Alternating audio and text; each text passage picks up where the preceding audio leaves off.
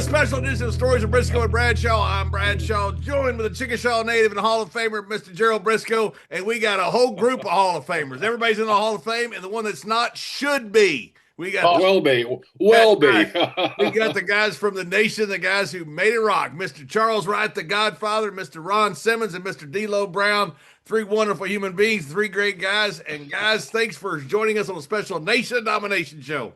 Hey, Absolutely. Thanks for having us. Thanks for having us, guys. We're in there. That's right. That's right. Me and Mr. Brisco are going to join the nation. Hey, if you guys can let Crush and Sop. Y'all been in the nation. Yeah, from day one. Day one. Yeah. Yeah, we're with the nation, but for sure. Yeah. And you've been in the nation since birth. Right? Yeah. Well, I even nation. Yeah, I even hate to bring this up, but the 45 minutes we've been on before this show would have been 3 shows and a half, and probably. Oh my God! If people could have heard the conversations, they would. I apologize to everybody. We've laughed so much, we probably laughed out the 5. Yeah, isn't that the story of wrestling? We make more money on the stuff that the camera never rolls on, and that's true. That's all gold, and then we put the camera on, and that's true. Hey, you guys were talking about Godfather Smith, but one story I wanted to save it for Eric was when Godfather was about to fight the former UFC heavyweight champion in a shoot fight, and he's sitting back there with his boxing gloves on, and he's got a joint between them, and he's when he's warming up, right?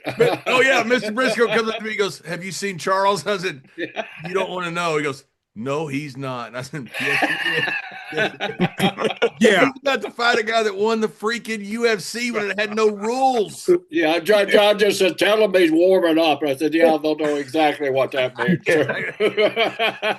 Hey, you know what? You got to be who you are, man. It's just I do better that way.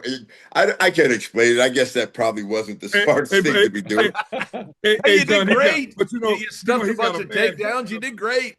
Yeah, but he's got a bad habit of going around beating up these guys, man. When he's when they like him from some other avenue, like your weightlifting, powerlifting. Who was the dude over in Germany? It's Ludwig Borga. That was bullying people, right? Yeah, that's right. I mean, a big tough guy was Ludwig was a badass.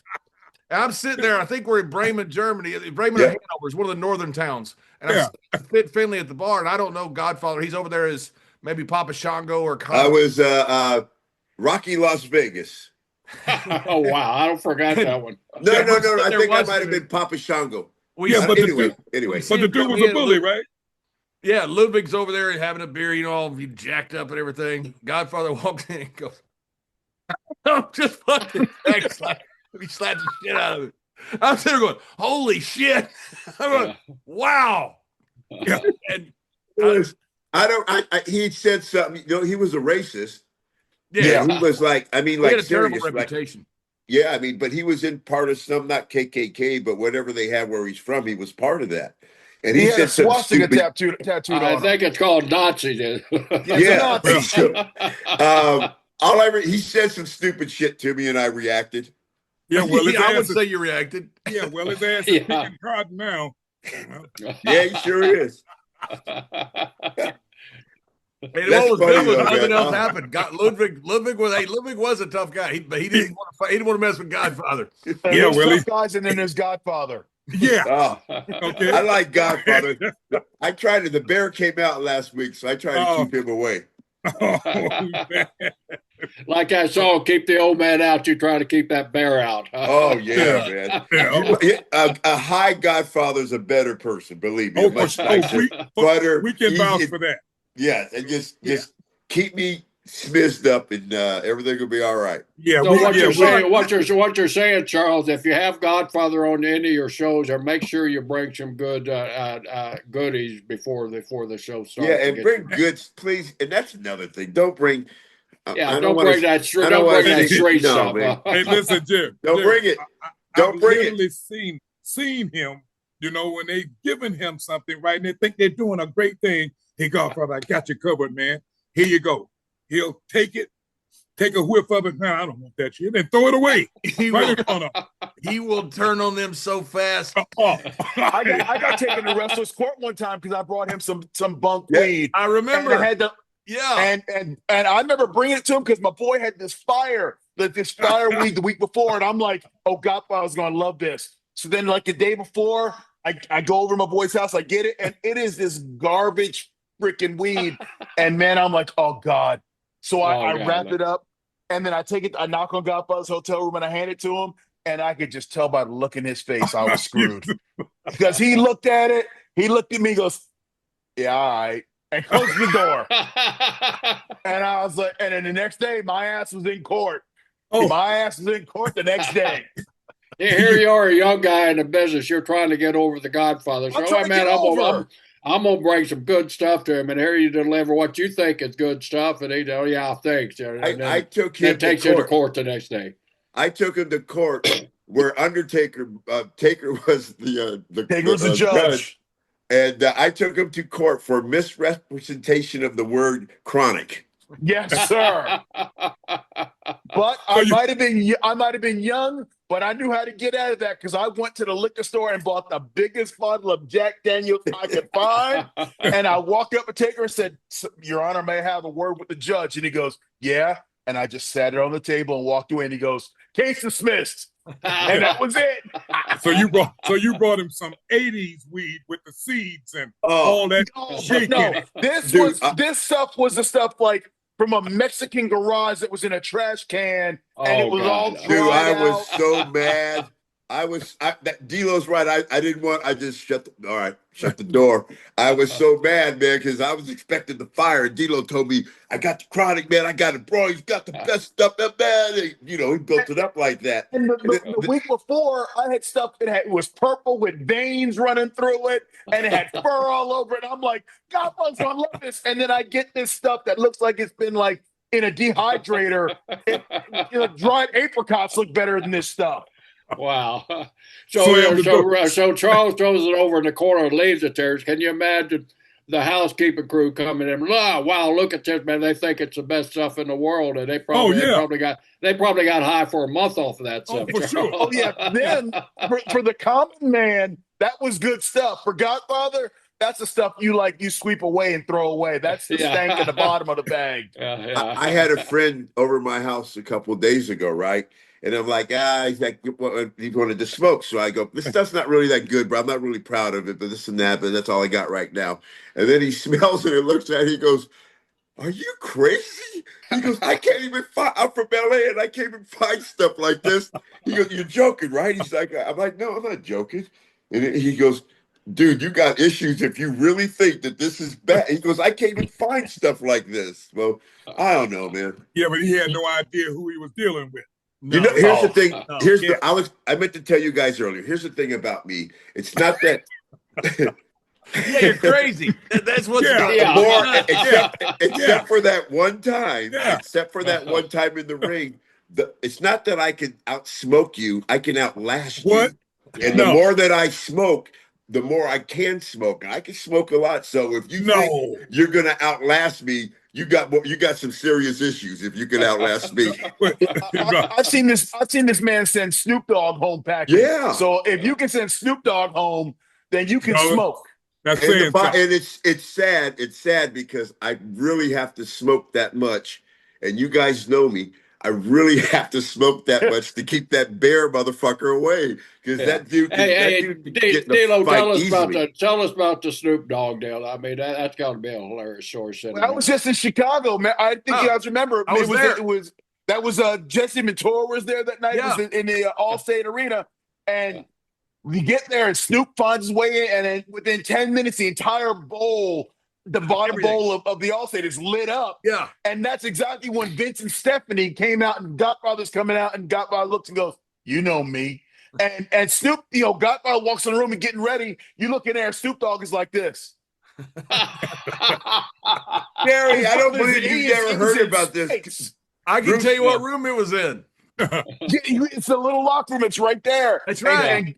And Snoop Dogg was gone. That's the first time. Kane is there, and Kane's standing there, and he's like he's watching a car wreck. He's like sitting there, and I go, "What's up, Glenn? What's wrong?" He goes, dude, come here, just come here. And I walk over there, I go, oh my God, the whole fucking place reeked. I mean, Yes. the place reeked. But, So but how many people can lay out Snoop? Right. Hey, they And came here- to me. That's the first time I met them, right? And they came to me, and I'm not gonna say And the who they- last time. they came to me and said, "Hey, Snoop don't feel good. He doesn't want to do this. He doesn't have any weed. Do you have any?" I'm like, "Okay." I Oh, said, wow. so I go in there, smoke Snoop out. Now it's time to leave. And so when I walk out, I thought you were there, Jerry, but there's Vince was God he there. wasn't. Some, I probably was or was so high I don't remember. yeah, there was a lot of people there, and we'd been smoking for like an hour in this room. So I walk out, and Jesse Ventura, everybody's there. They look at me, and I'm like, "Hey, you guys know me?" I'm like, "You're the ones that invited Snoop. Don't look at me." And I walked away. And the funny thing is, I never heard one word about it from anybody. Not one word until later. Not one word. Nobody said anything to me about it. Well, who's Jerry, gonna when- say something about it, right? Yeah, I Snoop's not gonna say anything. Come on, I No. mean, well, you guys have seen me do a lot of stupid shit like that, so you're No. probably like, that's just, hey, you've seen a lot of it. When Kane And called me over, I'm sitting there going, "You got to be kidding me!" Well, Jesse Ventura was the governor of Minnesota at the time, and they had all his Secret Service, not like a president, but he had Secret Service there, protected him. He walks out to get his catering, and it's just like a fog, because you're next room to Governor Ventura, and he walks out and gets his catering. He goes, "Well, the boys are still the boys," and just walked right back in. Well, And there's nothing else he could do. He No.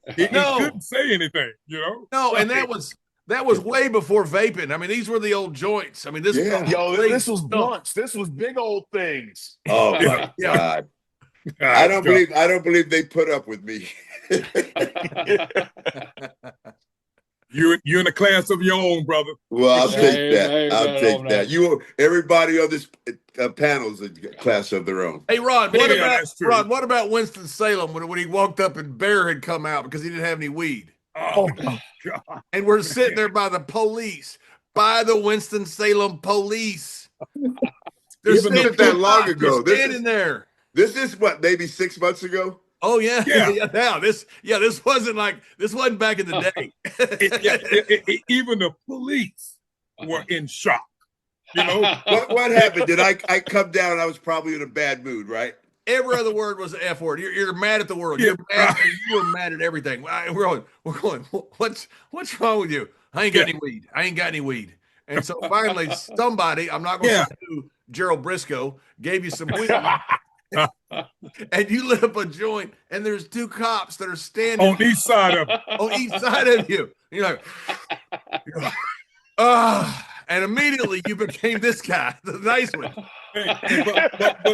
But we're both sitting there, right? So we're looking at him, trying to like give him the egg, like, "Hey, bro, hey, take it easy." And he's like, just kept talking, wow, it's not what I want, but it'll do. And the cops are looking at each other, they're in disbelief. What do we do? What do we do with this guy? Hey, they finally came to the conclusion there, and they just looked at each other and they said, "Well, okay, we need to just bail. We got to bail on this. Yeah. We got to walk away on this, okay? Because if this big summit is crazy enough to do this in front of us, okay, what's going to happen if we try to tell it? You can't do that, right? So they said, well, let's just made up some old lame story, and they took a powder and went somewhere else. Oh yeah, they said something like, "Well, we got to go make our rounds or something." Yeah. No, you don't. Hey, Get the hell out of Dodge, man. That's funny, but hey, they make good stories. Yeah, man. But look at you. Look, we wouldn't have you no other way, brother. The hell no. No, we wouldn't. For sure. Oh my God! When we stopped that one time in Florida and we saw him stopped on the side of the road with the police, 3 o'clock in the afternoon. We drive by. We're driving. Everybody drove fast back there. We're flying. All of a sudden, we see Godfather in the damn near in the middle of the highway. I mean, he's standing. He's not even on the side of the road. He's standing like almost in the highway. With the Well, cops. we're lit up too now. We don't know if we want to stop or not. Right? Yeah. So we pull over. We pull in front of the cop car, and there's the Godfather's car, there's the cop car, then there's us. We can smell what Godfather's car from that far up outdoors. We're like, oh my God, he's going to jail. There's nothing we can do. We go back there, and Ron is Charles. We'll talk to the cop. You get out of here. Just get out of here. And Godfather's like, no. He's so high. He's like, no. He recognized me. He wants a picture, which was true. The guy would stop him so he could get a picture. He wanted a picture. Yeah, he stopped to get a picture. That's why he stopped. And so, dude, I was in there. You can smell the weed. Soon as you can smell, like you said, you can smell it he could smell it. The smoke still coming out of the car. Oh, and the best thing was the cop had a drug dog in his car. The dog is going, oh!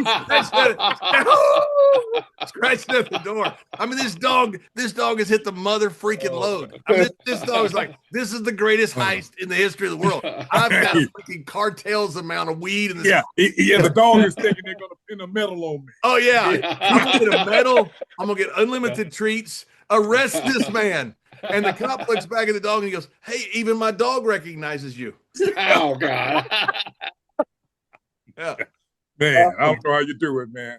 You know? Hey, that's my boy. Like you said, I'm living my life. I'm trying to. That's it. I'm gonna live my life. I'm gonna enjoy myself. What I got. In the words of Dr. Romascovich, don't ever change. Yeah. Don't ever change. Don't ever change. Well, that's a name from the past, Dr. Romascovich. You know, he still, if you're out in his area, he still shows up to all the shows and stuff. Oh yeah, he does. I just saw. I just literally called him for a freaking a Z-Pack like 2 weeks ago. Well, he hasn't changed. He's a nice guy. He's never changed. He's a real nice guy. He's still got that long hair. He looks crazy. He's still got the long hair. Yeah, he's good dude, man. His son has grown up to be just like him, which is crazy. Really? Oh no, he's just like him. With that old everywhere kind of. How you do it? Same thing. Yeah. They all act. He literally is a mimic. He's a mini me of his dad. And his daughter talks just like him too. I know. The whole family talks. She's a beautiful lady, but she talks just like her old man. Well, never finishes a sentence. Just start a sentence and go to something else, right? Oh, Doc is like the dog that saw the squirrel. He's like, yeah, and then over here, and he's this way, and he's looking somewhere else. That's Doc. He don't ever finish a sentence. That's the best. But you could never get the good stuff out of him, though. Oh, okay? Hell no. Oh, no. He would always, you could never get it out of him, man. Yeah.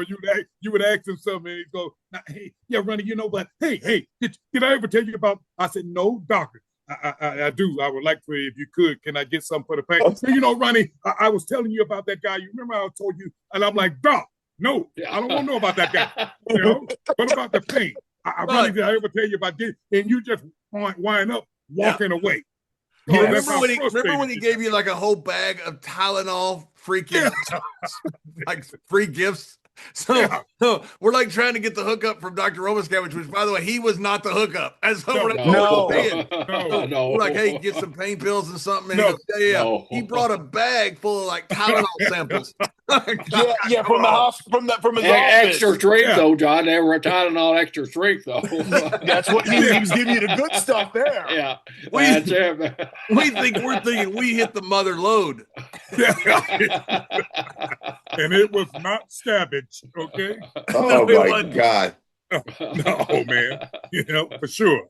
All right, man. All right, what did we come here for anyway? We came here for this. Hey, I didn't realize I started reading about just like getting ready for the thing today, the Nation of Domination. I didn't realize you were Clarence Mason first. I forgot about that. Who? Ron, that you were Clarence Mason first when the Nation of Domination. Ron? Who was Clarence Mason? The little attorney. He was the lawyer. Attorney. I know who he was. Yeah. I thought you were saying D'lo was Clarence Mason. No. When Ron first started the Nation, it was Clarence. Clarence was in it. Yeah, Clarence was in it. I forgot about. I forgot completely about. And you had also you had two honkies in there too. JC and Wolfie D. PG-13 was in it. Yeah, but you know what though? Crush was in it. Yeah, but Crush was in it. Oh, yeah. Crush, Savio. Puerto Rican Savio. Savio was in it. But you know those. Well, what was that for? Just kind of calm down the chatter, No, actually, what it was, right? So when we were talking over everything, right, at the beginning, of course, during that time, now it was really, really mainstream stuff, with the movements going on, with the Islam and all of that, and how serious they are, right? So when we started it, and everything was going real good, so we had to be sure that we wanted to try to keep things a little bit toned down because it was getting heated. We were getting a lot of mail, Wow. Right. Yeah, we were getting a lot of mail. I mean, like real mail with this, So that was a way of calming it down just the tone when we would include everybody, even like with the two little dudes, right? With the rappers Whoopi and what's the name? JC Ice. Yeah, and they were pretty good, by the way. They were good. Did, but they cut their own throats, Yeah. But that was a way of toning it down so they couldn't just say it was like a one-dimensional racist thing. And that took that element out of it. And then as we kept going, we kept adding, put everybody, we even had a woman at one time, remember? Right. And then Who was the woman? Yeah. Remember, I'm not sure what her name was. Remember the young black chick we had in there at the beginning? I don't remember her name. She was Shaniqua? Was it Shaniqua?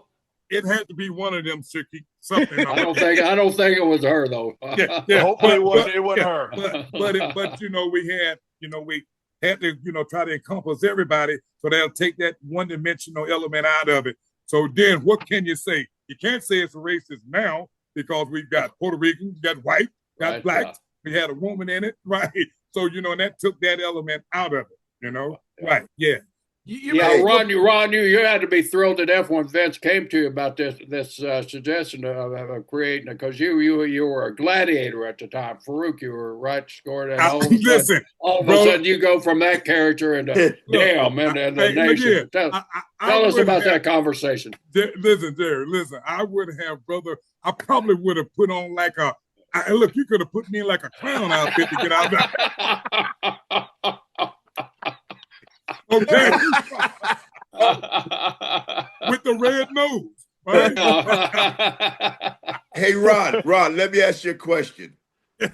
When I was put in the Nation, did you have any idea that they were putting me in the Nation? No. When I show up to TV, I'm coming back as Papa Shango. Right. And Jerry Lawler paints my face. I get my new outfit, this and that. All of a sudden, they go, Vince wants to talk to you. And he goes, change your plans.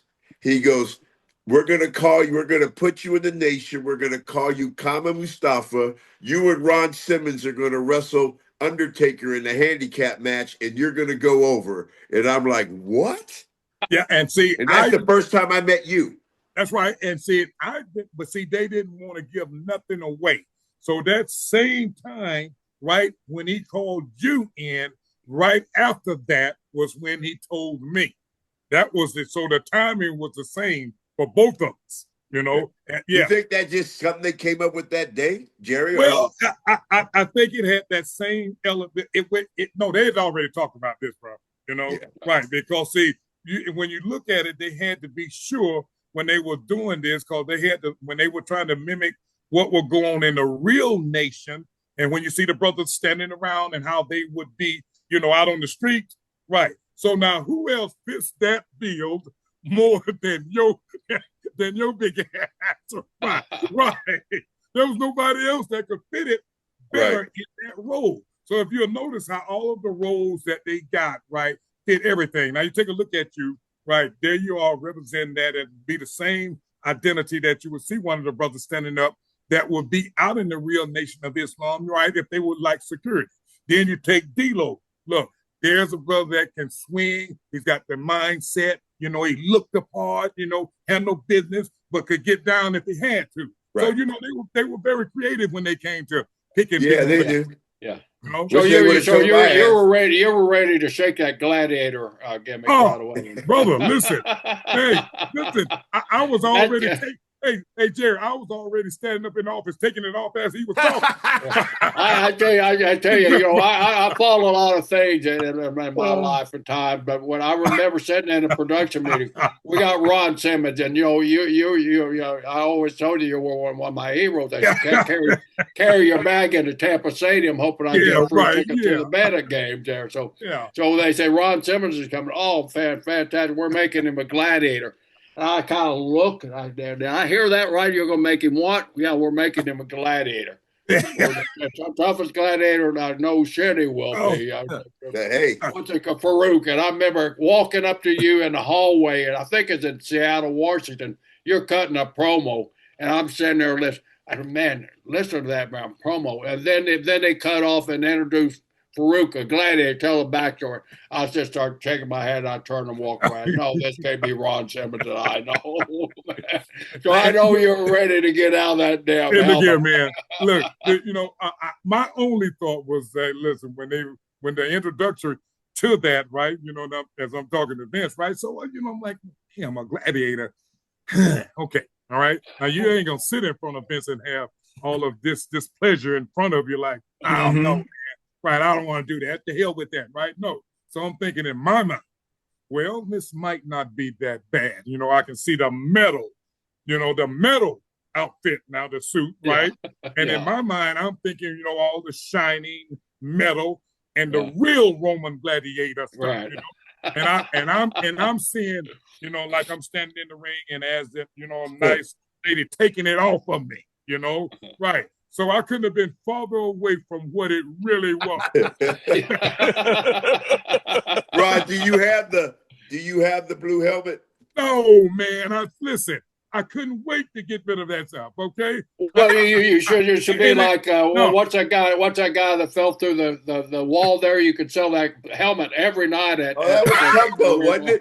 Tugboat, Shockmaster. Shockmaster. You can sell that thing every night at every appearance you go. The original Shock.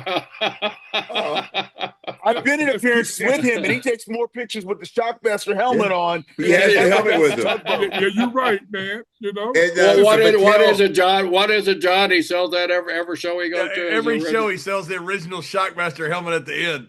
When he just got the replicas of it, right? And this is the original. This is the original. Each one is the original. I hate the part with it. I hate the part. Like Curtis Hughes selling the urn every single. Right. Yeah. This is the one. Hey, D'lo, we always said Shockmaster's biggest mistake wasn't falling through the wall; it was Berkeley. Berkeley's his son. He doesn't help. So when Vince presents you this, you're all for it because you're getting out of that damn helmet and you're getting into something serious. Listen, man. I mean, I'm like beside my. Then I thought it was another joke. Okay. Right. Tell me the punchline. Yeah. I'm like, okay, here we go again. Right. So he says, no, listen, I think I have this great idea, and I think it fits right down in with the mentality and the personality that you've got. Right. So we want to do something based off of like the nation, the Islam, that side, a very boisterous, kind of poignant, guy that takes no crap and no shit from nobody else. So, I can do that. For sure, But now I'm thinking, wait a minute. I'm already thinking of like, here we go. Right? What kind of outfit is this, man? In my mind, right? Well, what we're gonna do with that? So he already had the outline and the illustration. That's when I knew. Back to your question, Godfather, that they had already put a lot of thought in it because they had already had all of the illustration drawings of everything. Okay, yeah. Right? Yeah, they had everything, man. Yeah, they didn't even smart me up about it. Yeah, and now that I look at it, they had everything, and they even had. And it probably would have been you all in D'lo back in the back of it, the way they had it standing out, everything, right. And when I saw the outfit, listen, like I said, I had started taking that shit off when I was in the office. Sign me up, brother. Sign me. Shit. Take it away. Now, D'lo, you're a young guy in the business. What you're maybe a year or two in the business. When you get this opportunity, they just brought you up. They didn't tell you why they were bringing you up, right? Courtney called you and said, "Hey, come on, you're needed in New York." Tell us. Yeah, pretty much. I was talking to Cornette, and he was like, "Do you have a suit?" And I go, yes, I got a suit, knowing I didn't have a fucking suit at all. But I'll handle that afterwards. Yeah, the answer he is goes, never no. The answer it's is never no. It's always yes. Yeah. And so he goes, you have a suit? I was like, yes, I do. And he goes, all right, well, have you come up to New York this week? This was the first night of Shotgun Saturday night. And he goes, well, have you come up to New York this week? And I just literally came in because the way it was explained to me when I got there was Ron has got this nation and he's got a bunch of these guys in the background, but none of them can bump. So they're out there getting all this heat on the baby faces, and the baby faces can never get anything back on them. So my job was to be the nation dude that could get his ass kicked. And I was all for it because this was my big break, my introduction into the big company. He's like, let's go. And I'm in close proximity to a guy who I had idolized and looked at through the business as a fan. I'm like, great. What else? I want to be there. So I got there that night, and it was, all right, we're gonna have Ahmed Johnson slam you on the top of this Lincoln. And my bright idea was, let's not have him slam me. Can he give me his finish on top of the roof of the thing? I'm a backyarder. I didn't care about that, but I knew it was gonna be a good bump. And then everybody was like, oh, I remember it was Dr. Tom who was our agent there. He's like, you can do this? And I was like, yeah, let's do it. And we did it. Boom. And I knew I had an in because as I was walking back, Vince stopped me and made me watch the replay. He had never, ever had 2 words to talk to me, but he stops me and he goes, watch this. And he goes, that was fucking awesome. And I was like, I guess I did my job. And then it was after that they brought me back the next week because it was supposed to be a one-off. And they brought me back the next week and they kept bringing me back, and then slowly put me on the road. And that's when Mr. Brisco there started writing the really good reports about me. And next thing you know, you guys are stuck with me 30 years later. Yeah. but Jerry, like I said, they probably had those ideas in mind, right? But see, the original thing was, right, they were going to be in the nation, right? Primarily now, it was supposed to be set up, and thank God it went down this way, that it was just going to be me working my ass off, and they were going to be supporting their, run interference and beat up guys, if I needed them beat up, right? But so what happened was that when they got Godfather, right, and then they got D'Lo, and then, my God, Savio, Crush, then what evolved was that, hey, well, they found out, well, damn, hell, everybody can work good, Yeah. So now it has to be, a whole 2 different ball game instead of me just going out now, focusing on me having the matches. Now, hell, every one of them can work now. So shit, we've got to, put a program around in some ways right for all of them, because see, D'Lo was supposed to be like just primarily doing the bumps, and he'll wind up being, they said, well, damn, it can work good. So shit, we got not only can use him for this, so he's like a Swiss Army knife, he can do it all. And then Godfather, more than just muscle, shit, he can work and as well as crush. So now they got the right for everybody, Yeah. Wow. And, I've said it a million times, but Stone Cold said always, with Ron Simmons, the only one can walk in with that blue helmet and nobody says a word. Yeah. Yeah, because the term is Ron is unfuckwittable. That's right. That's right. That is where the term came from. That's the term right there. Johnny, let me ask you a question. When people think of the Nation of Domination, who's in that group? The 4 I would choose, I think that are in it would be you 3 and Rock would be the people that people thought, because that to me was the most intimidating look. Now don't get me wrong, Crush and Savio, big, tough looking guys, and they are tough guys. Yes. I always thought you 4 were the ones that really represented the nation. Do you agree with that? Yeah, and then we added, and then we added more, and as we kept on, we added more muscle, right, with Mark. Yeah. Oh, that's right. Yeah, Mark, where Mark came on in it too, right? So it kept growing to that point. Yeah, and then now really, and when the truth be told out of this, now listen, John, it got to a point to where, look, we all been around this business and we know the ins and outs and how it goes, right? See, now it's gotten to the point to where it is too strong. Yes, okay, that's right. Yeah, it's too strong now. You're right. Now, these guys are starting to overshadow who we really want to push, right? You're exactly right. We got to do something now to cut this out. Yeah. Right. And hell, we've only been in what, 3 years in this. Yeah. Right? That thing Yeah. should have had a 10-year run. You know? Yes. Right. Yeah. Yeah, that thing I was don't awesome. think they And I forgot designed about it. Mark Henry. Mark Henry and that thing. If you guys were, I mean, it was awesome. Yeah. Yeah. You know, Ron, I've always thought that you and Butch had the same problem, that you guys were too strong. Wait, Yes. brother, listen. They didn't know what to do with you. You're absolutely right. And look, man, and we've all seen it happen. Right. When you are selected to be, they've already had in their mind, okay, this is a mid-card team here or a mid-card guy. But see, when it starts happening, when you or the tag team starts to get over more than what they've had in their mind. Yeah, okay? exactly. Right. Now let me sneak somebody else's ass right under them to steal their thunder to Right. get their ass over now. Right. At your expense. Okay. Right. And that's how a lot of shit went down. Right. Now, tell me this, guys. When we had Crush and Savio in there, were two fantastic people. We love both those guys, and God rest Crush's soul. He's gone now, but They're both BSK members too. Yeah, BSK. So when they were in, was there anything? Well, we're the Nation of Domination. The white guys shouldn't be in there, and in Puerto Rico, we need to be all brothers. Was there any of that conversation, or how did it come out where these guys slowly were weeded out of the nation? Well, no, it wasn't any. That never was a thought. Not to add. God, I mean, man, I love Crush and I love Savio. I mean, just as much as I did Godfather D'Lo, Mark, and all of them, right? But like I said, we had started to get some outside mail and everything, right?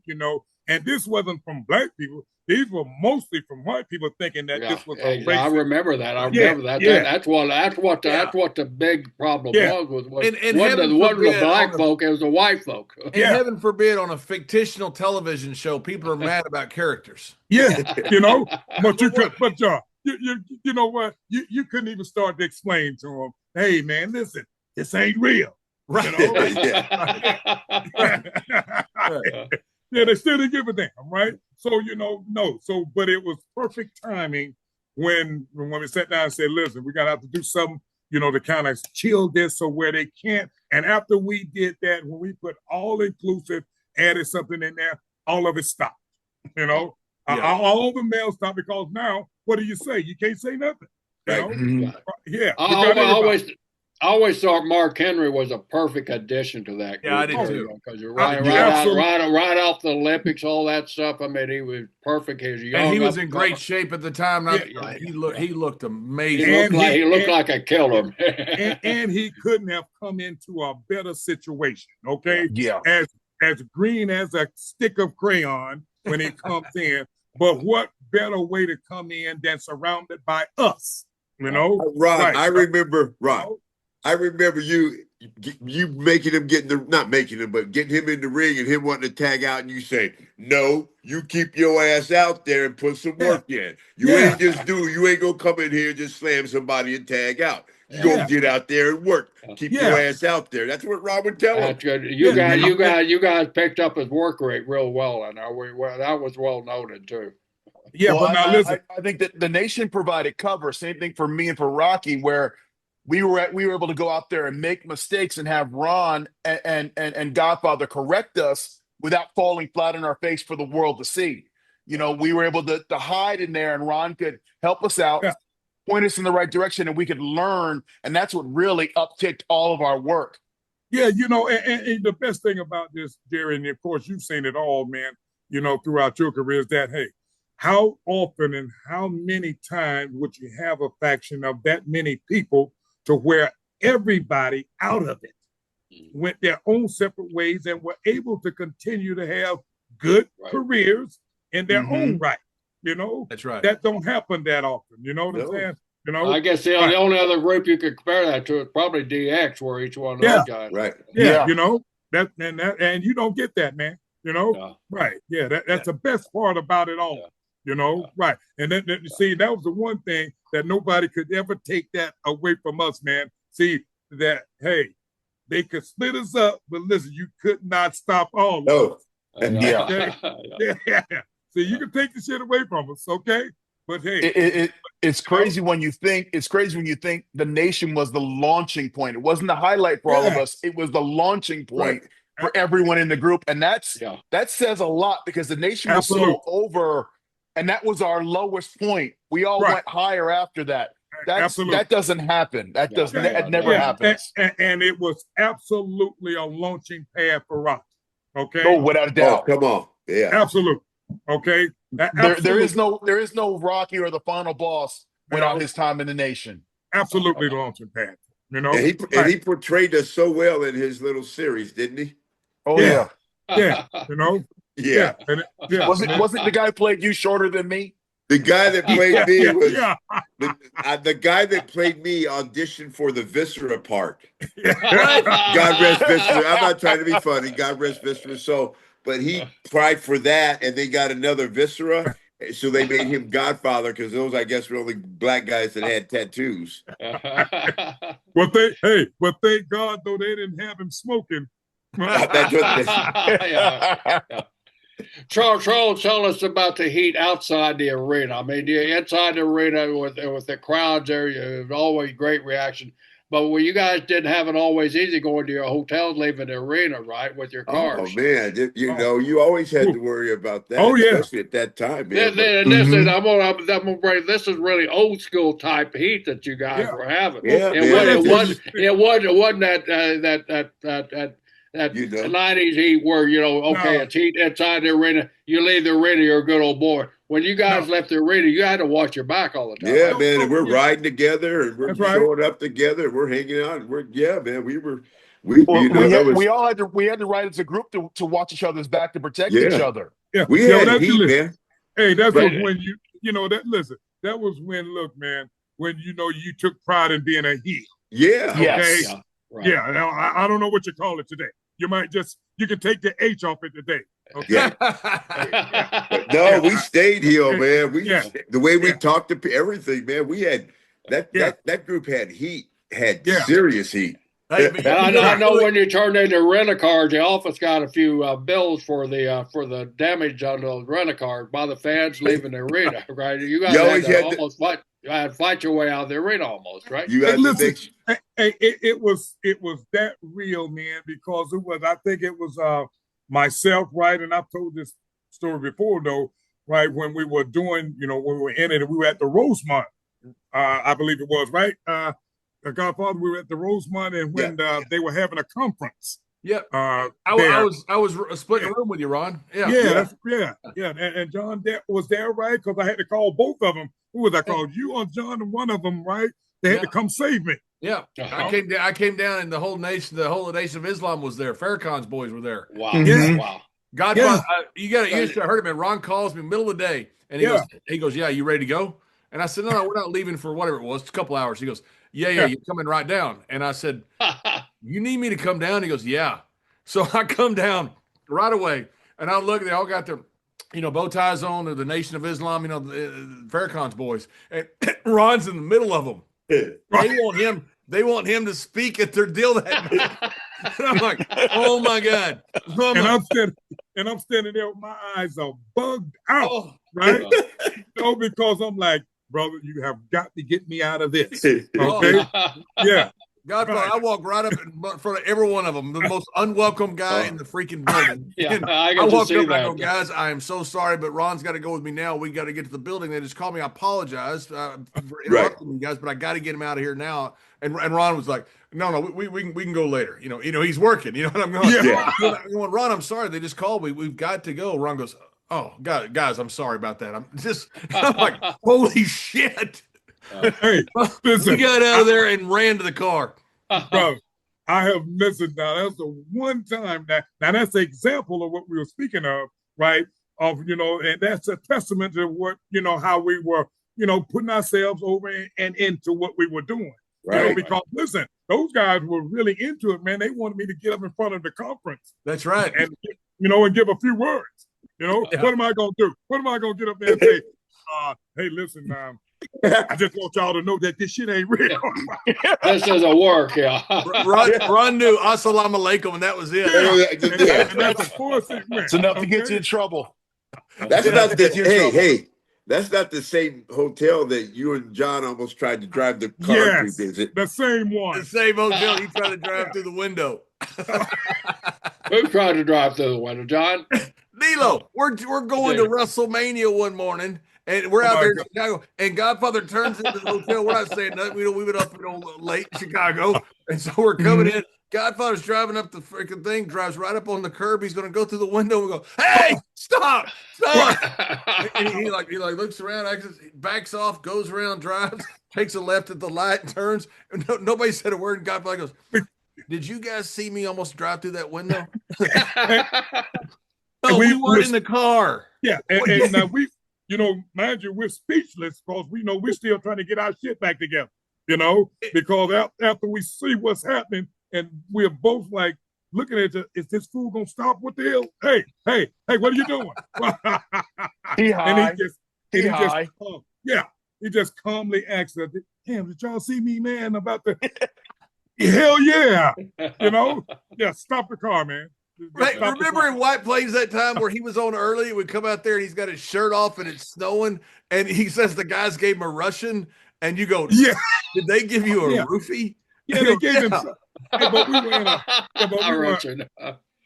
were in a country bar or something, right? No, we were like we were up in like Poughkeepsie. We had to drive in the snow from Newark to like Poughkeepsie or Glen Falls. It was a small show way up there. And I was on early. So I went to some bar where they were drinking. I started drinking, playing pool and stuff. And yeah, while we're working.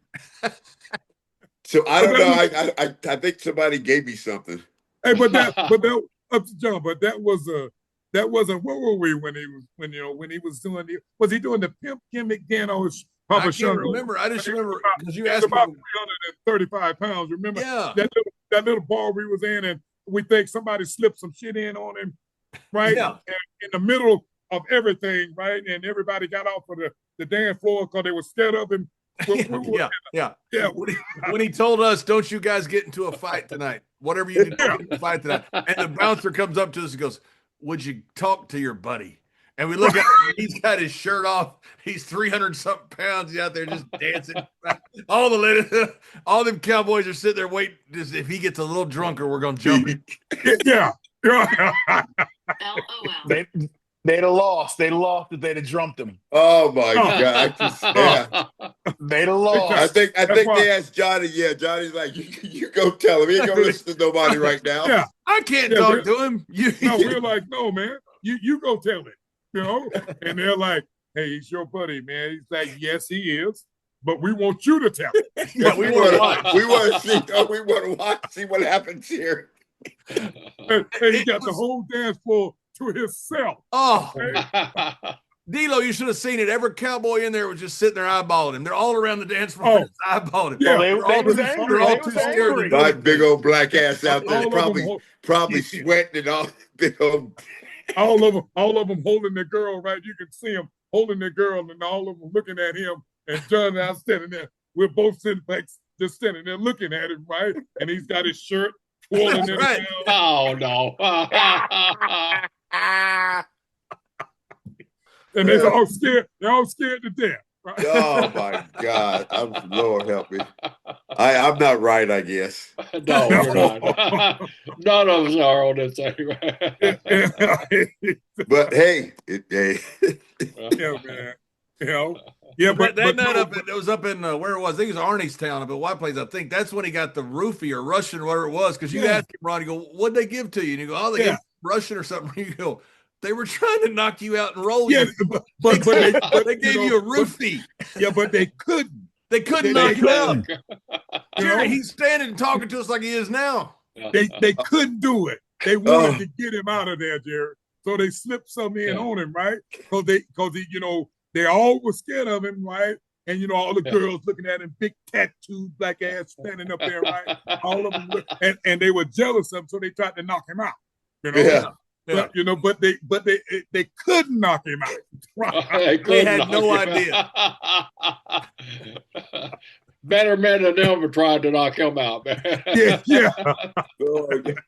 One time, this one girl tried to went in the bathroom and like rolled something up for me, right? And like I'm like, why is she going in the bathroom to roll something up? Why would you have to go in the bathroom? Not knowing she's lacing this stuff, you know. And so she gives me the joint, and I smoke the joint. She won't smoke it. No, I don't smoke weed. This is just for you, right? Well, apparently she was trying to. She laced it with a bunch of stuff, but it didn't work. I'm gonna let it go at that, but it didn't work. It backfired. I think it backfired on her big time. You drugged yourself. You drugged yourself.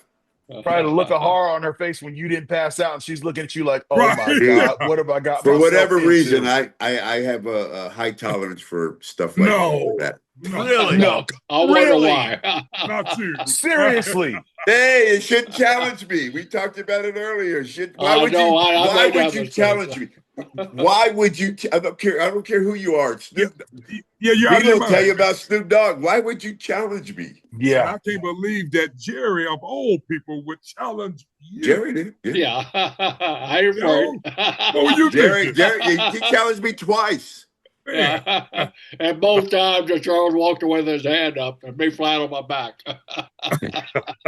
Hey, Ron, you remember at the Hall of Fame when Teddy Long took that liquid that Godfather gave him? Oh, yeah. No, Teddy didn't. Teddy, man, Teddy was big talking Godfather. Oh, man. Give me some of that. And Godfather goes, Teddy, listen, just take a little sip. And he goes, how much? Tiny bit. And Godfather goes, well, I'll drink the whole thing. He goes, I'll be fine. Right. It wasn't 15 minutes, Jerry. We look over there. And this is true. It's a true story. Now, this is the truth. So we both were sitting there, right? And we both heard him say, no, man, take like the pinhead or just the tag. I tried to warn him. I'm like, just take a little bit, like just a little bit. Oh, I can handle it, man. Player. I'm telling you, player. Hey, John. All right, I'm telling you, don't just take it. I'm trying to warn him. Hey, John, what was it? We looked up there and we could see Teddy right there. Now, this is at the ceremony, right, John? That's right. Right? At the ceremony, and we both looked up there at him, and he was just like right. And we could see the slide running down the side of his mouth. Yeah. And he just like that. And we're both trying to throw something up there at him. We're throwing things at him. At one point, Jerry, he had his mouth up. Yeah. Trying to warn. Why? Knowing me, why would you not? I'm trying to warn you. Why would you not listen to me? So his mouth is so John and I are playing basketball, right? That's right. We're throwing stuff in his mouth. If Godfather ever gives me something, I am not taking it in public for fear of how I'm going to end up on the floor. No, but man. I'm honest. Yeah. I'll tell you, hey, you might not want to just take a little bit of this, or hey, just you might not want to do it now. He showed us in Newark. I mean, this is like a few weeks ago. He goes, "Hey, this is 100%." I go, "Well, what is it normally?" He's like, "I don't know, 20, whatever it was." I go, "You got something that's 5x what you're supposed to have?" He goes, "Unreal." Yeah. Did you say something about the pilots were there or something? But I blew it out. Yeah. Oh yeah, that's right. Yeah, they were standing right next. That was concentrate. I said cannabis might be 27, 30%. I'm like, but this is a concentrate. This is closer to 100%. You know, correct. Which is, it actually looks like this here. See? Yeah, I can't believe it actually looks. It actually looks like that. That's exactly what it looked like. Yeah, I'm glad exactly you have an looks like example this to show here. the world. I'm glad you got an example to show the world what it looks like. Is that what you use your flamethrower on when you light it up? Oh man, unbelievable! Oh, there. Hey. All right. I concentrate. You guys think I'm joking about? You know I ain't joking about this shit. No. Oh, we know you're not. This is my. I know you're not. I've been on the floor thinking you were joking about it. This is we know my you're studio, not kidding, so yeah. If I'm smoking in the house, I smoke up in the studio. I don't smoke in that main part of the house. I just smoke in my studio out here. I don't do that. So before we came on air, you were talking about having to go to wrestler's court for giving Godfather weed that wasn't up to standard. Yeah, so I had, so I was living in Chicago at the time, and I had my boy who was always a weed connection, and he'd always get this really good stuff. I mean, fire weed, like it had hairs on it and purple veins running through it. So I see this, and I'm like, man, Godfather's going to love this. And we got WrestleMania the next week in town. I'm like, it's going to be great. It's going to be great. I was like, you need to get me some more of this. He goes, I'll get it. So like the night before I go to pick it up, and I tell Godfather, like, bro, I'm going to go pick your stuff up right now. I'm going to go pick it up. You're going to love it. I get there and he hands me this bag and he goes, this is all I could get. And I look at it, I go, and I'm looking at him, what is this? It is dried up. Looks like it's been held in a garbage can in a garage in Mexico for 3 years. So I'm like, you ain't got nothing else. And he goes, man, this is all I got. So in my infinite wisdom, I'm like, maybe if I give it to Godfather, he won't know. Maybe he won't notice. I'm very new to Godfather at this moment. I'm like, maybe he won't know. So I walk up and I knock on his door. And I already know I'm in trouble. I know in my heart. I knock on his door and Godfather's door up. He's like, hey, and he's ready. As you can see, he's like, I didn't get nothing because I've been waiting for you. And I hand it to him and he looks and he opens it up and he goes, and just closes the door without saying a damn word. And I knew I am screwed right there. Yeah. I'm done. I'm done. Man, hey, D'lo tells me, Big Perm. I don't know. He calls me Big Perm. He's like, I got you covered, Big Perm. Don't worry. I got the fire. I got the chronic. Man, this shit's gonna get you so well. And I'm waiting. So I don't do my normal connections. I tell everybody else, no, I got this, man. I'm cool. My boy D'lo's got me hooked up. D'lo shows up with this shit. This stuff that looks so. I probably just threw it away right then. So the next day whenever we went to TV, I took him to Wrestler's Court for misrepresentation of the word chronic. Yes, sir. Undertaker was the judge, and I was brought up on formal charges, but I had gotten Iggy in my ear. The best way to get out of Wrestler's Court is never to be in Wrestler's Court. So I knowing Chicago like I did, I ran to the closest liquor store and I got the giant 96-ounce bottle of Jack Daniel, the big one. And I walked up and I said, Your Honor, may I speak to the judge? And he goes, yes. And I just put it on the table. I don't say anything. And he looked the bottle, looked at me and went, case dismissed. And that was the end of Wrestler's Court for me. And I learned right then, you take care of it with a bottle of Jack. Bribe the judge. Bribe the judge. Bribe the judge off. We've seen him. How many times have we seen him do this? Countless number of times, right, John? When people come up to him, they're so happy. Oh, yeah, happy. And they've been waiting a long time. Yeah. Okay. They've proud. A long time to get the opportunity, probably to sit down with him, to smoke with him. And they have this weed, and we're looking at him, and we look at them like, oh, don't do it, please. Mm-hmm. And they pull that stuff out, and he'll look at it, and right in front of him, he'll take it and say, I don't want this shit, and throw it down. Yeah, right. There goes the guy's ego. Right, he don't let him down easy. There's not any I don't know. This is the shits. Yeah. Dude, I'd rather you not, but my problem is my standards are maybe a little high. No. Maybe just they might be a little higher than most. Maybe. Ron, remember when we were in England and he was explaining to us about a hydroponic farm? And we had listening to a scientist. Idea. Yeah. We had no idea. We thought he was talking about a jet engine. Yeah. Right. He's talking about farming. You know what? pH levels, light levels, and all that. Yeah. No idea what you're talking about. None. You've lost us. Yeah, you lost us in the first sentence. Yeah, it's got to get the right degree of sunlight from this angle. Or the balance of the electrolyte. And we're like, what the hell are you talking about? It might as well be Dr. Charles Wright. Yeah. Jerry, I never heard anything like it. It was like a scientific manual being read to us. You just got to be careful if you call me out. If I show up with the suitcases, you got to watch out. Amen on the suitcases. Speaking of his PhD in weedology, so I'm working at the club one time, and I get on the microphone. I hear Godfather tell me to come to the office, because he's figured out how to make the weed concentrate with the butane and all that. So now he spends the next 2 hours walking me through how to make concentrate from flour. And I'm on the clock. He don't give a damn. He's walking me through how to make this. He goes, "Hey, you get the butane and you do this and you push it in, you force it through, and then you let it." And I'm like, I don't smoke this shit. I don't.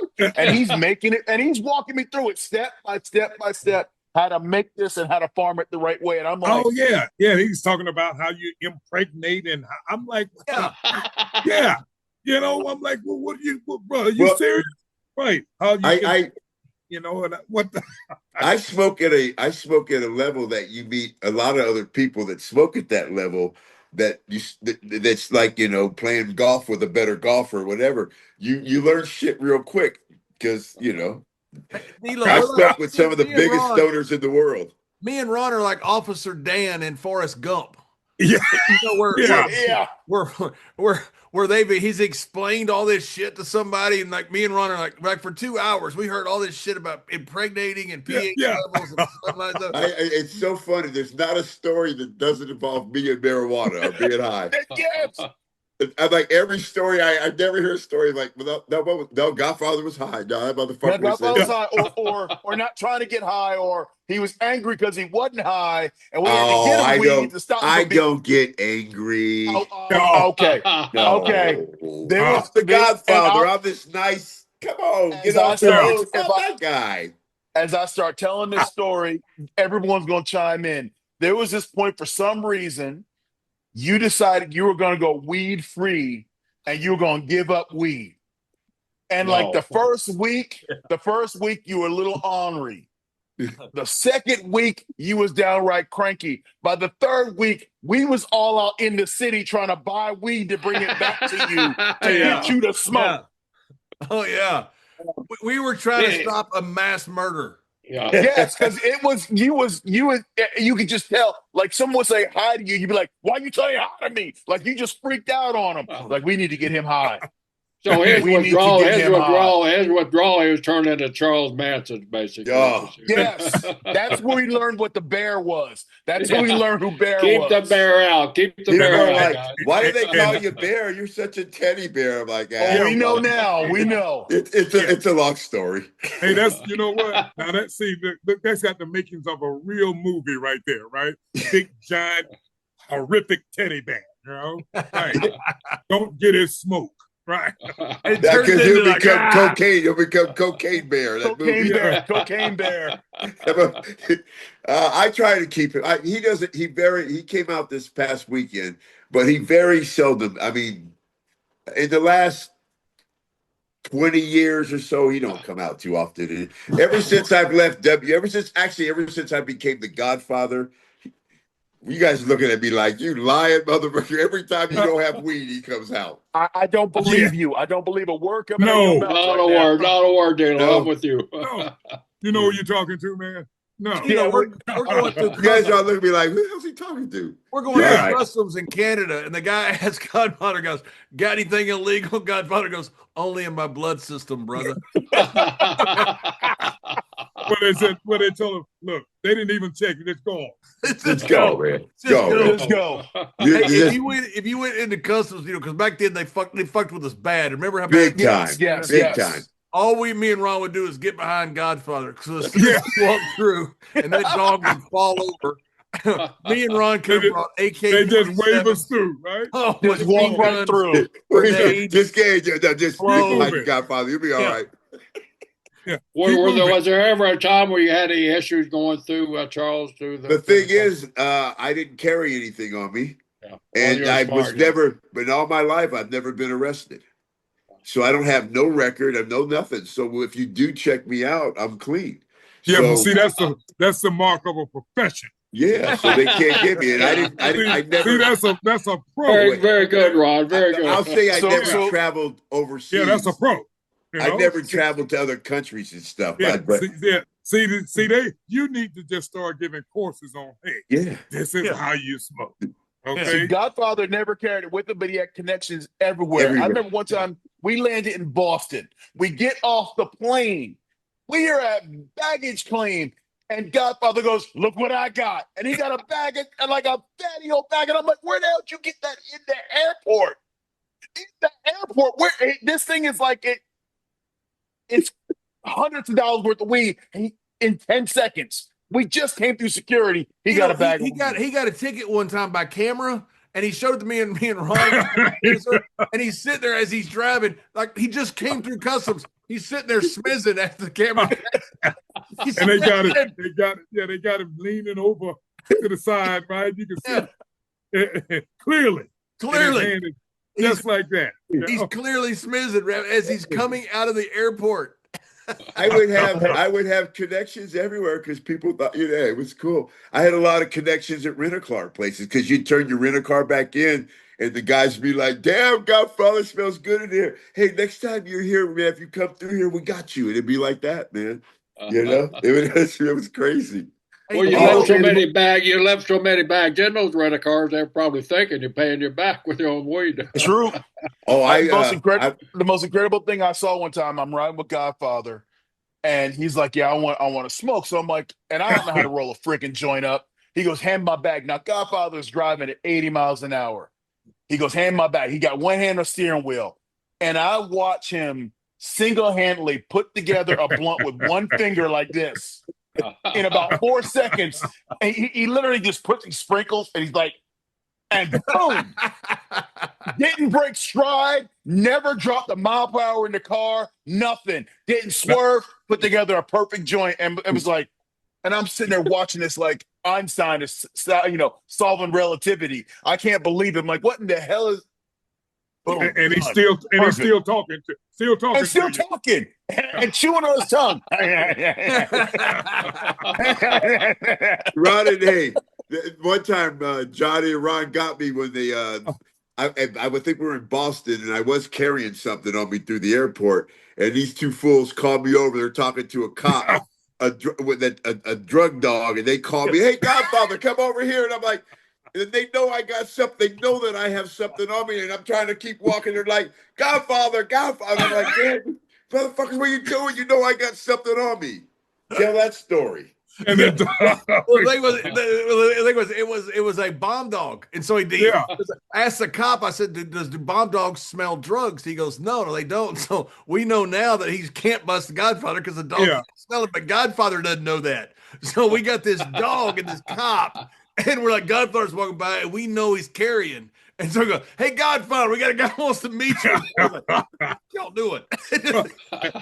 And he's running, and he's like walking a 40-yard dash in like 4 yeah. We're like, the cop wants to meet you. I thought I was like, geez, what are they doing to me? Hey, but again, though, so, but all of that had to come in handy, though, with you doing the Papa Shango deal, though, because, see, when you was out there high as a kite, man, that had to work perfect. Oh, Papa Shango gimmick, though, right? That's the only way I got through that, man. Yeah, that had to work perfect with that. You guys know me. I'm so much different than Papa Shango. That was a stretch, especially at that time. At that time, I was still a half-ass biker, But, yeah, man, do we have any stories about me that I'm not high? No. Every story I know about you is you high. He's talking about fighting Dan Severn. I'm like, do we have any stories where I'm not high? Just one. Did we get one? Just one. No. Charlie, at what point in your life were you not high? Yeah, right. I really didn't start smoking cannabis until I was Papa Shango. Really? And Undertaker was filming a movie. I was going through a real shitty divorce. Undertaker was filming a movie, and somebody that he was a Hell's Angel guy that sold celebrities weed, and I got to meet him. We became friends, and he got me to try it. And the day that I tried it, I'm like, and I was taking a lot of pills back then and drinking all type of shit. And I tried it. This is probably 1990. I tried it, and I'm like, wow. My back don't hurt as much as it used to. And I'm like, we went to the gym and I had a really good workout. Then we went to some like taco stand and I'm like, man, this is the best taco I ever had.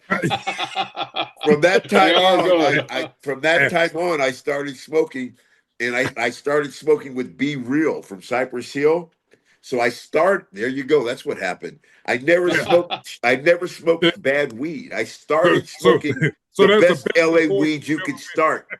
I started with that. So where do you go from there? You end up where I am now. Yeah. So that's the best divorce you've ever gone through. So the Godfather is responsible for turning it into a weed ad then. Yeah. Or the Undertaker. All the Godfather is high me having fun. Right? Godfather is you. Is you. It's me Godfather having is fun. him. Godfather is you. You're missing the guy from you're missing the guy from Cypress Hills. You guys remember when we were over in the UK and we stayed at the same hotel that they did, and every one of them started got fired the next day. I wasn't there. I heard about it, but I wasn't there. Yeah, They all got fired the next day. But just about all of us got fired. And I was the boss, and I never got fired too. Hey, D'lo, we're in downtown New York one time driving, me, Ron, and Godfather, maybe Teddy, and Godfather says, man, can you imagine how many illegal things there are in this one city? Can you imagine how many illegal things are in our car? Yeah. Like in my pocket. We got more than this whole city block put together. Yeah. Well, John, you've lost complete control of this podcast that we're having on Nation of Domination. You're just Wait, this is a podcast? I thought we were just shooting the shit. Yeah, it's a podcast? Yeah.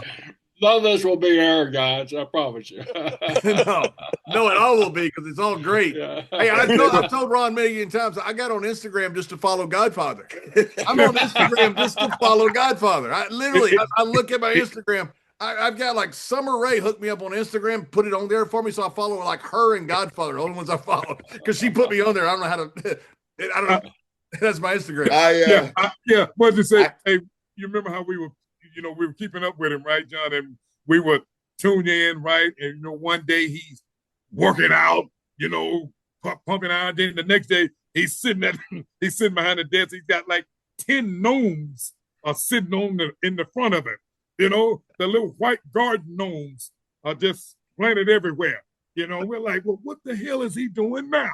Right. And the next day, now he's got something else that he's blowing the thing through. One of these, what is that big pipe I've got a lot of different ways. He had a train. Remember the train you had the long train you smoke on? I have probably 20 different ways of smoking.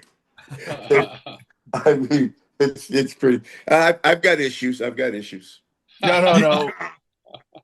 Again, we wouldn't have you any other way. To a secondhand smoke clinic. We rode with him so long. We pull up to Bob Evans, and me and Ron would order pies and cakes, and we didn't smoke nothing. We didn't smoke nothing. But he'd be sitting up there one after me, like cigarettes, just throwing them. Oh my God. Rocky had to stop riding with him because he was like, everywhere I go, I smell like weed. Yeah. And people think I smoke. And he I remember. Get out of the car. He came. He's like, I can't ride with you no more, man. He goes, everywhere I go, people are like, damn, we don't know you smoke. He goes, I don't. I was riding in the car with fucking Godfather. That motherfucker don't stop smoking. Me and D'lo, not too long ago, me and D'lo went to L.A. Me and D'lo drove from L.A. We both live in Vegas and did the Be Real podcast. And D'lo got a chance to smoke a little bit with me and have a couple drinks out. Bruh, that stuff they have there, man. I saw one dude do 98 dabs in a row. Yes, and I'm that's surprised right. he didn't fall out. And they have Be Real has so much stuff there that is so intense. If you're sitting in this room where they record, you're getting high by default. You ain't got to smoke nothing. Because everyone there is just chain smoking weed. And boom, boom. And I'm sitting there looking, going, bro, I'm floating on cloud 9 right now. I ain't lit one thing up. And then we did a 4-hour drive each way. Where I probably had 1 or 2 joints. Yeah. Because we're not going to talk about driving high, but Godfather drove back, and I don't remember the drive, but he got us back quite safely. Oh, I performed better that way, man. He got us quite safely.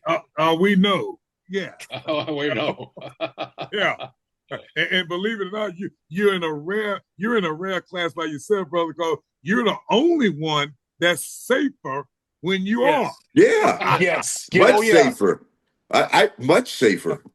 You know? I would rather have a high Godfather than a sober one. Oh yeah. My wife would say, "Don't ever let him run out. Just keep him. Don't let him run out." No, no. We said it before we went on air. Me and Godfather working one time, and I said, "Reverse it, hit me with the whole trade." And he goes, "Oh no, don't worry about it. We'll do it tomorrow." And I go, "Godfather, that's the finish. It's the finish. You're beating me with the whole trade." He goes, "Yeah, you're going over." And then he's like, "Don't get hot." I'm not getting hot. We'll do it tomorrow. No, Yeah, man, you'll do it tomorrow. We'll do it tomorrow. You know? Yeah. What do you do with somebody like? When you just look at me and go, "Oh, how high is this motherfucker right now?" I tell you what I do. I tell Ron, "Don't tag me." Don't tag me. I never hurt nobody though, right? No, you No, never. no, I don't hell think I ever no. hurt anybody. And look, we never had to worry about. Look, we always preferred you to be that way because we knew there wasn't going to be no top rope. That's okay, right. Yep. there That's wasn't right. going to be nothing that was going to be in harm's way with doing anything. Okay, Mhm. right? Yeah, you know, hey, it's test of strength. Okay, That's right. for about 15 minutes.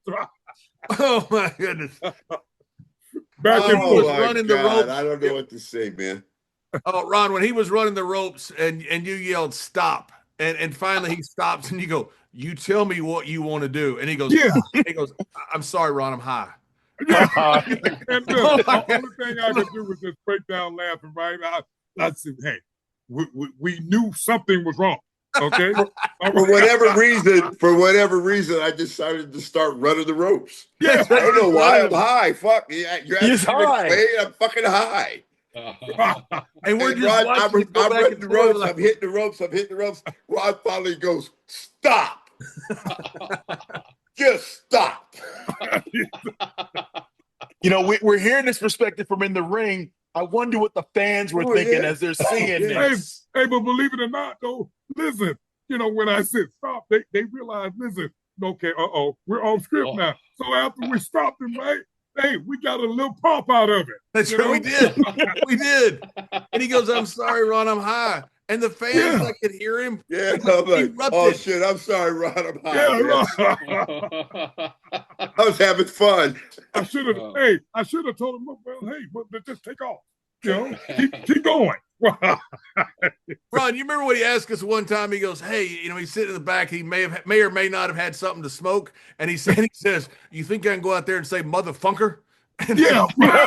like, that's a terrible idea. That is a really, really bad idea. But he said it to us though with the straightest face, and you know, hey, you know, like, hey, I think this will be really good if I just say it right at this point.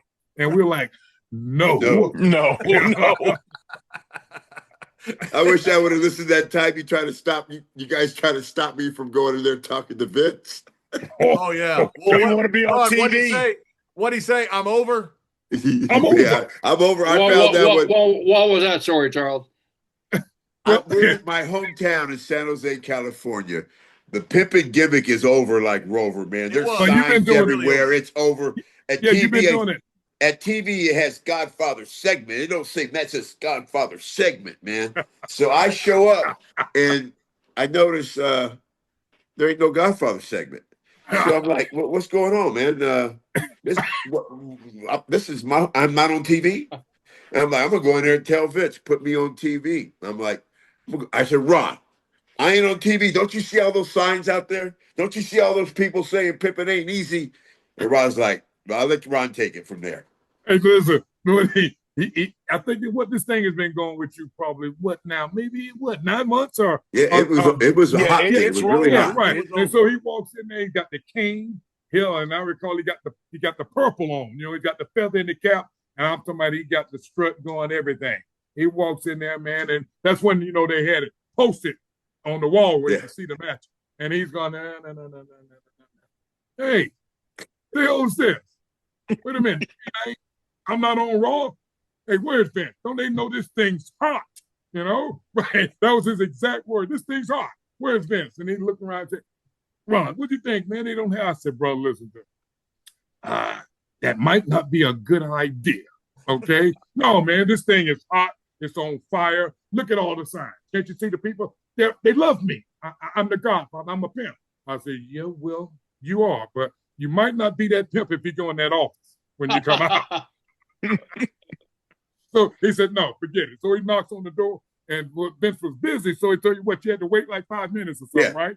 Yeah, right. So we're all standing out now in the hallway, right? So he finally goes in. I so go in. Yeah. I go in and I tell Vince, you basically, why not? He goes, Charles, this is exactly what he said. I remember it like it's yesterday. He goes, Charles, sometimes it's better not to be on TV. I don't hear that. I'm the Godfather. And then again, he says it again, Charles, sometimes it's better not to be on TV. Kept going. He goes, okay, Charles, let's see what I can do. So the updated version of the list comes up, and I see, oh, there I am, Godfather, Triple H, no hose, no match, finish, pedigree. And I'm like, what? I got to go out there as I'm talking. And I'm going, first of all, you guys, what was my face like when I came? Did I say something like, how do you take this? No. We're always standing there, right? And you know, it's like a gauntlet. He had to come right through all of us as he's walking down the hallway. D'Lo on one side, me on the other side, Bradshaw, everybody, you know, as he's walking down, and we trying to read him, and we could see, you know, his chin was dragging the floor, you know, right? So nobody said anything. So I finally eased up on him and said, well, what did he say? what did he say? What did he say? Well, I said, you on Raw? He said, yeah. I said, well, what are you doing? Well, I'm in there with Hunter. Right? And I said, well, what you doing? Well, and we'll be coming up here shortly, right?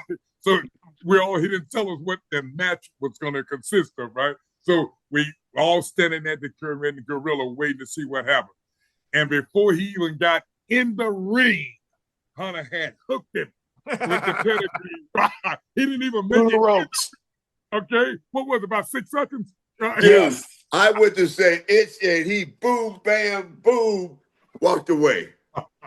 Vince told me sometimes it's better not to be on TV. I learned a big lesson that day. The best part about that, you left out the lead when you looked at him. He goes, keep your chin up. Yeah, I'm like, I didn't even know how to. I'm like, what's his finish? I'm like, how do you take your finish? Ron, I'm like, how do you take that finish? Ron says, keep your chin up. Keep your chin up. Keep your chin up. You'll be okay. The best part was riding together the next month. We were out in the middle of going down a highway. So what does every dog need? Pedigree. Pedigree. Randomly, we go out drinking. What does every dog need? Pedigree. But you know, Vince tried to warn me. He tried to warn me. He tried. Oh man. Hey, but it's so funny though. I'm telling you, man. When he walked in there and said, "Listen, don't they know this thing's hot? This thing is hot. Right? It's hot." And Rod tried to talk about it going. Yeah. He tried hard. He goes, that's a really bad idea. Really bad idea, man. Yeah. You know, don't do it. Right? Don't do it. Hey. Keep your chin up, bro. Keep your chin up. Lord help us. That's my man, boy. You know, hey, that's my man. Boy, is it ever. You know what though? This happens every time we get with Godfather. It all becomes about him. It's all high story. Because I always doing the stupid shit. That's no. We love you. Hey, look here, man. Look, all of us are envy of you. Look, bro. So you listen. You having the ball, man. You have damn right.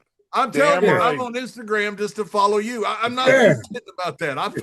I check your Instagram every single day.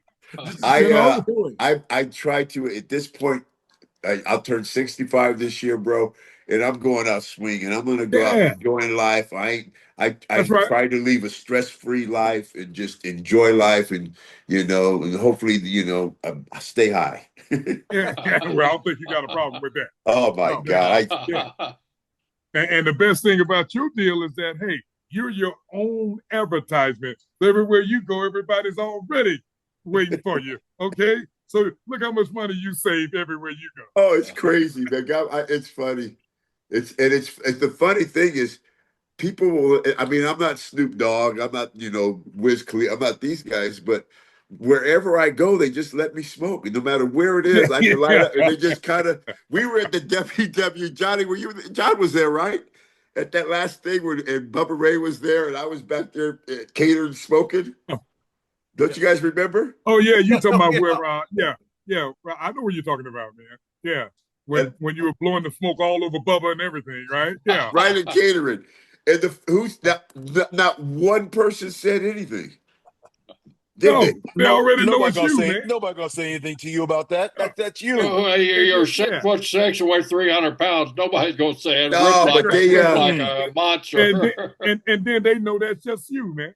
You know? For some reason, I get a pass on it for whatever reason. You probably tossed more in the trash can than most people have smoked in their entire life. Look, you're the only man I know that's gotten a lot passes on everything where other people would have gotten fired. Okay, arrested at jail time. Yeah. You burned off tires off of Vince McMahon's motorcycle. That's right, off his personal motorcycle, and didn't get fired. Okay, Gary, I saw you do it.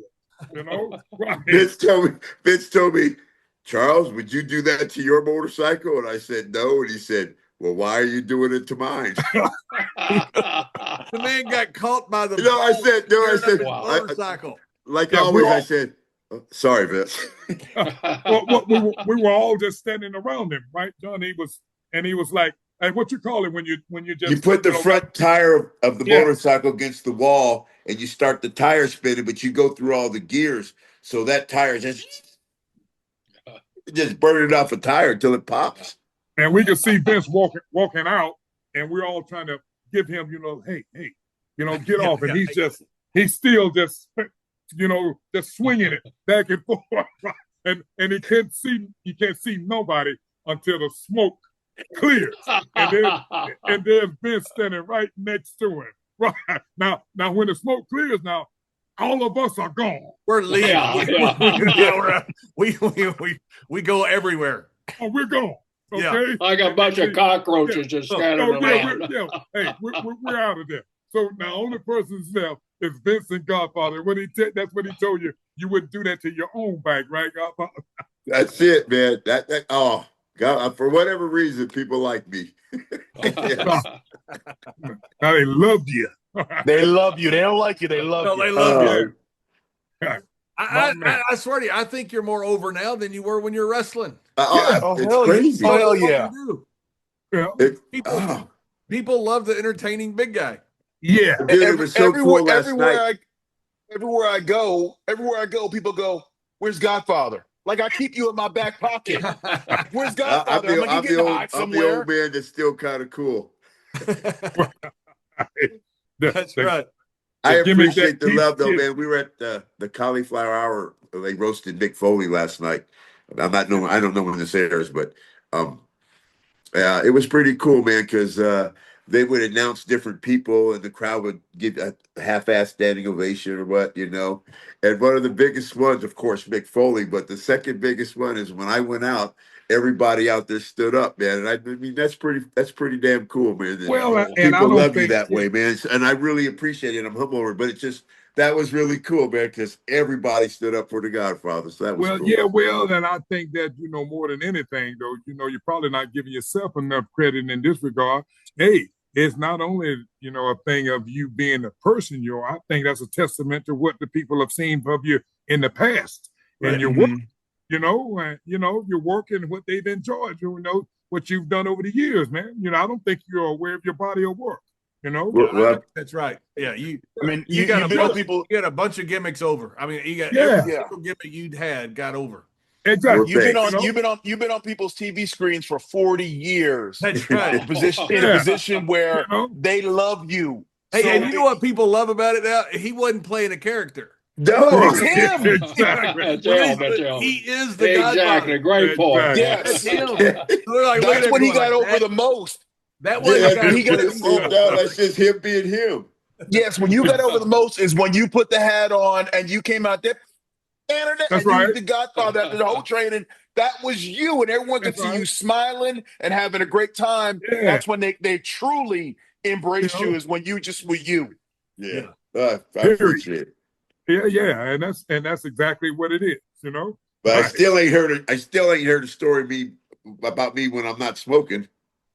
You Because won't. there's no Is story. there one out there? No, you won't hear because that. we run for the door.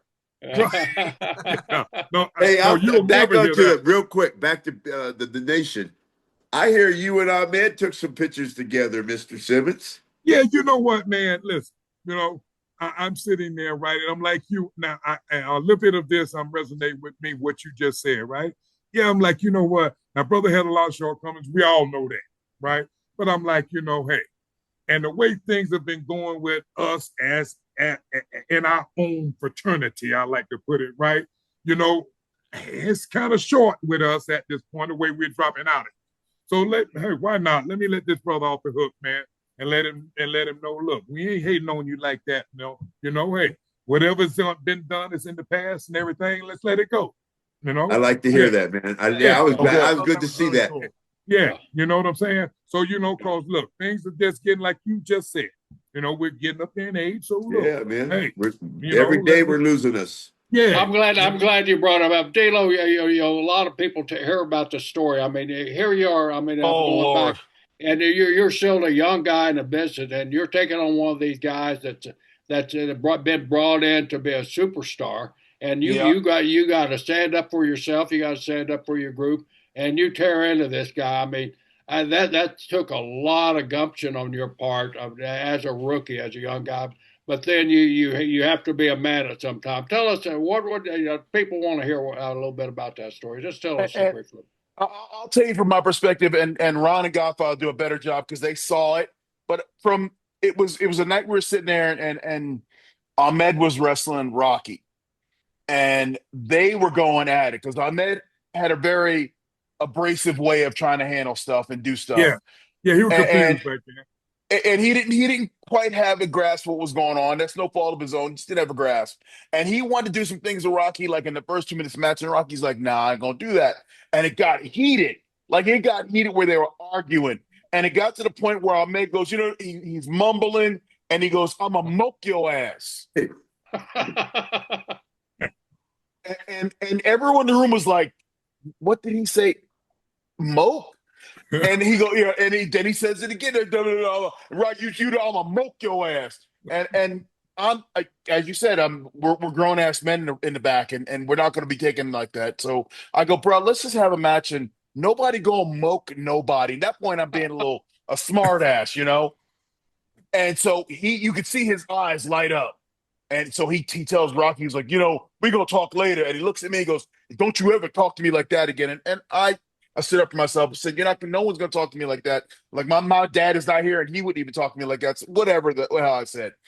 So all of a sudden, I'm tying my boots. Like 2 minutes later, I'm tying my boots, and I see him swinging his hand at me, coming at me, and I'm like, at the corner, I'm like, and it was in slow motion. I swear to God, it was in slow motion. And what the? So I hook him, and all I do is pin him down, and I tie him up, and I'm just saying, you a stupid mother, just giving him the business. And all I can hear over my shoulder is, D'Lo, if you let him go, we can get him away from you.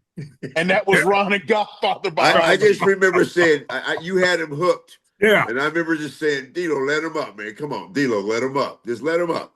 That's what I think. I remember you had him hooked. I don't remember how you had him hooked, but you had him hooked. I had him hooked somehow, but it was just I was taught pretty quickly, like you defend yourself. There's ribbon in the locker room. There's obviously a pecking order, but no one attacks your manhood. And if they do, you got to stand up for yourself. If not, then you're just a bitch for the rest of your life. And I was never going to be anybody's bitch in that locker room. Yeah, but you know what, man? Listen, here's the thing, like with Ahmed though, and look, and I'm telling you, Vince himself had told me to talk to him. Brother, listen, he really liked him at that time. He was ready to put the fire up on his ass. Brother, he was lighting the match. He was lighting the match. That's how close it was. Yes, he was. And he specifically asked me, hey, have a word with him, man. See where his head at and everything, okay?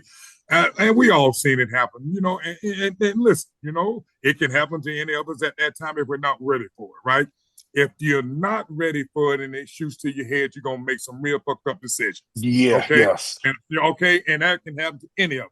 And unfortunately for him, he made some real stupid ass decisions and called bad play calling, right? So if he had kept his shit together, all right. Oh God. All right. History would be rewritten. Yeah. History would be rewritten. Absolutely, absolutely. Vince loved him. Yeah. Yeah. Okay. History would have been different. Yeah. Yes, totally. Okay. But you know what? I was there, and I tell people, Ron tried to help him. Mhm. He wouldn't listen to Ron. Ron helps everybody. I'm like, Ron really tried to help him. Yeah. And tell him, dude, you have no idea the opportunity you have here. And he said, I'm gonna be the next white Stone Cold. Boom. Okay. Okay. That's it. I'm gonna be the black Stone Cold. There was a moment you could hear when he would walk out. He was one of the most over dudes in the company. Really over. Like, he was just this freak of nature. The look he had. Yeah. Wow. For that time, it was a $1 billion look. Right. For that time period. And we Yes. both, and all of us know there are periods of time in this business, right, where you get the one shot at it as it is. Now you might get another run, but you'll never get that first shot. Right? Right. That happens the way it should go. You know? Right. And that was his, you know. Just before you guys, Jerry, you might remember this. Just before he left, do you guys remember him supposedly having a gun in his bag and he was going to kill Jim Ross? Yes. Yeah. And you remember that? Jim Ross was his biggest supporter. Ross was scared to death that day, and I don't blame him. I mean, Ahmed was off the wall. You never knew what he was going to do. So. Well, somebody's smart idea was to come to Godfather and say, hey, I don't know if you're up and said, hey, you know what's going on and this and that. Well, we're going to put JR and Ahmed in the room together, and we want you in there with them. I'm like, wait a minute. What you want? They're like, we just think that the situation will stand under more control if you're in there. And so I'm like, you know what? I said, okay. So Ahmed walked in with his bag, and I said, Ahmed, for whatever reason, they think you're gonna kill this man right here. I said, I says, I'm just telling you, bro. If you even reach into that bag, I'm gonna stow on you. I said, because I ain't going to be here with nobody shooting nobody. I said, so I'm here. It is what it is. But I'm telling you, if you go for that bag, I'm going to hit you. And that's what I told him. That's it. But JR, I mean, you have to, I don't know. JR can tell the story, but that's what I told him. I'm like, if I'm in here, I go get killed. I'm here already. But Jim was scared. Wasn't high.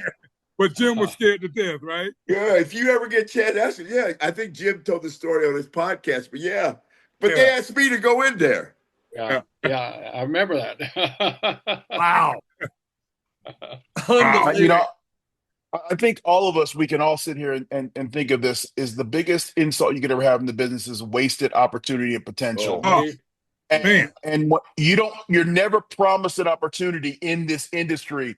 And the opportunity that was presented to him was in front of him. And if he just played ball, the world championship was not an if, but a when. That's right. Period. And that's the thing I think down in my core always bothered me about him is the fact that he had the world, this wrestling world, in his hands, and all he had to do was play ball. To see that, and for that time period, listen, okay, it was going to be unprecedented, unheard of. Yeah, it was going to be history. Yeah, and you wanted to see that happen. Yeah, you wanted to see it happen because, like D'lo said a little earlier, you could just feel the groundswell. Oh yeah, fans getting behind this guy, which was really unusual at that time. I mean, we all could have been, like, hey, envious, jealous as, and particularly being black ourselves, and wanting to be at that particular point in position, right? But that was totally different from our thinking. Every one of us wanted to see this happen. For him. Well, you're hitting something. You're hitting something there that's really important to this conversation. Yeah. We had a locker room at that time, guys, where we were happy when another guy was getting that shoved to the top. Absolutely. And everybody got behind it. That was the best teamwork I think that I've ever been around in my entire career. That locker room. Oh yeah, man. That was never. I don't ever recall. And you're right, Jerry. I don't ever recall anybody, during that time period, man, trying to go behind somebody's back, talking bad about him, not wishing things will happen for him. Hey, when something happened, you wanted to pick him up, Hey, how can we elevate this even further to make this happen a lot better for this guy? And then we all make more money. We all make more money. And we were more concerned about beating WCW as opposed to holding down someone in our own locker room. Exactly. If this guy got over, we all got over. That's right. Yeah. Right. That's what I mean. We had a team in those days there that was second to none that I'd ever been around. I've been in 50 years of dressing room, man. I'd never experienced that kind of camaraderie around the group that you guys had in that locker room. Yeah. That locker room spoiled me because ever since the WWE, I wanted every locker room to be the same way, and they're not all the same. They're not all the same. I mean, look at the screen. I mean, how many guys like on the screen that you would say that? True. And wait a minute, Ron, that was my first. Look at it. What do we got? Goldfish. What? No, he got the vape bag. So what the hell what's that? This is something. All right. This is a vape bag. I just made a bag and it's made with cannabis. Okay, it's the cleanest way you can smoke. John, you lost control again, man. Completely. So that's a poor man's way of doing it, right? No. That's a rich man's way. That's high end. This is top level shit, bro. This is what? This is Godfather. Yeah. But before we go, please just tell real quickly the story of how you created the Godfather with me. I don't know if everybody's heard the story. Oh man. So me and Johnny are wrestling each other. I'm I guess you were Bradshaw. I don't know who you were at the time. Bradshaw. We're wrestling popcorn matches. Okay. Me and Johnny are beating the hell out of each other for 10, 12 minutes, and people are sitting on their hands. They didn't give a crap about him or me. And we're working. We're putting in a match, and so one day I said, Johnny, let's try something different. Now at this point, I had Rocky calling me the Godfather, this and that, and I was changing my look. I started growing my hair. So I said, let's try something different. We were in Louisville, Kentucky. And so I went out there and I said, I asked Johnny, let's try this. Johnny said, let's try it. So I went out there and I said, hey, listen, I'm a pimp. And people kind of chuckled. I said, but what you wouldn't, I'd go through my whole spiel, right? And then I'd offer John some girls that you couldn't even see. I said, right now in the back, in a limo, I got 5 of the best country western girls, And then by the time I'm done, now people at first, everybody's sitting on their hands, right? People now are going, take the hose. Take the first hose. time. First time. Yes. And they're just chatting, take it. I'm like, they're telling you. And then now we're in 6, 7, 8 minutes, and we got the crowd with us. Take the hose. Johnny would take the hose. He'd walk away, and then I'd start healing on the people a little bit. John would come back. I'd turn around. He'd hit me with the clothesline. 1, 2, 3. I'd jump up, put my hat back on, and say, man, pimping ain't easy. And it got back to Jack Lanza was the agent. It got back to Vince, and then we got the TV. Vince is like, this might have some legs to it, what you're doing. And we put some girls on it. But that started with John. It was me and John. Started with us. Wow. Me and John made that whole thing up one day. Let's try something different. They don't like us anyway. That's right. Yeah, but hey, but really, they didn't know though. You really are a pimp You a pimp. Yeah. Okay. They really didn't know that you were the real deal. Right. See, come on. Ron, that's why one night he gets out there, he's got some women that are not very good looking. And so remember he's talking to us, he goes, man, what do I do? They're gonna boo me. They're gonna boo me. He gets out there and people are like laughing and booing. Women are not attractive. And he goes, now listen, which one of you rednecks after a case of beer wouldn't do all these women? Right, yeah. He's like, yeah. Then they turned up my Hey, and that got him over right there instantly. Okay? Yes, it did. Yeah. See, that's why I call you Big Perm. Because on Friday, Big Worm was the pimp, and they go Big Perm.